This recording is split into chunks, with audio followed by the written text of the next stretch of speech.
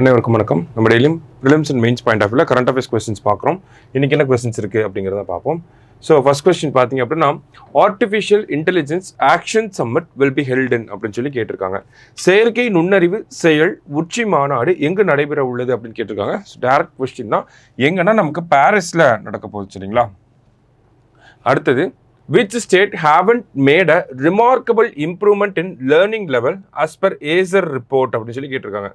Acer அறிக்கையின்படி கற்றல் மட்டத்தில் குறிப்பிடத்தக்க முன்னேற்றத்தை அடையாத மாநிலம் எது அப்படின்னு சொல்லி கேட்டிருக்காங்க. ஸோ இதை பொறுத்த வரைக்கும் பார்த்தோன்னா உத்தரப்பிரதேஷ் வந்து ஹையஸ்ட் அச்சீவ்மெண்ட் யார் அப்படின்னு பார்த்தோன்னா உத்தரப்பிரதேஷ் தான், சரிங்களா? ஹையஸ்ட் அச்சீவ்மெண்ட் அப்படிங்கிறது உத்தரப்பிரதேஷ். லோவஸ்ட் அச்சீவ்மெண்ட் யார் அப்படின்னு பார்த்தோன்னா பீகார். அதான் இங்கே கேள்வியாக கேட்டிருக்காங்க. ரிமார்க்கபிள் இம்ப்ரூவ்மெண்ட் ஏற்படாத மாநிலம் எது அப்படின்னு பார்த்தோன்னா பீகார்.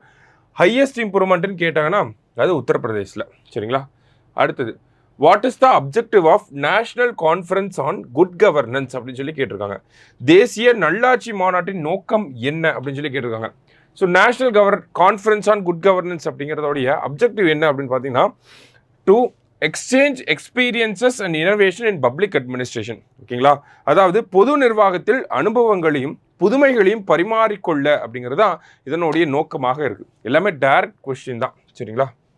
அடுத்தது, the African energy summit will be held in அப்படின்னு சொல்லி கேட்டிருக்காங்க.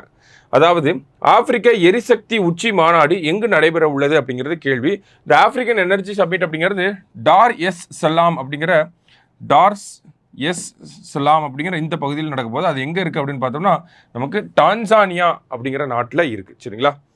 ஸோ டான்சானியா அப்படிங்கிறத கரெக்ட் ஆன்சர். லாஸ்ட்டாக, which union ministry is the nodal body for implementing the recently approved national critical mission அப்படின்னு சொல்லி கேட்டிருக்காங்க. சமீபத்தில் அங்கீகரிக்கப்பட்ட தேசிய முக்கிய கனிம திட்டத்தை செயல்படுத்துவதற்கான மைய அமைப்பாக எந்த மத்திய அமைச்சகம் உள்ளது அப்படின்னு சொல்லி கேட்டிருக்காங்க. ஸோ இந்த திட்டத்தை பொறுத்த வரைக்கும் பார்த்தோன்னா 34,300 கோடி ரூபாய் செலவில் அரசாங்கம் அடுத்த 7 வருடங்களுக்கு இந்த திட்டத்தை நடைமுறைப்படுத்த போகிறாங்க. இந்த நோடல் ஏஜென்சி யார் அப்படின்னு பார்த்தோன்னா மினிஸ்ட்ரி ஆஃப் மைன்ஸ், சரிங்களா?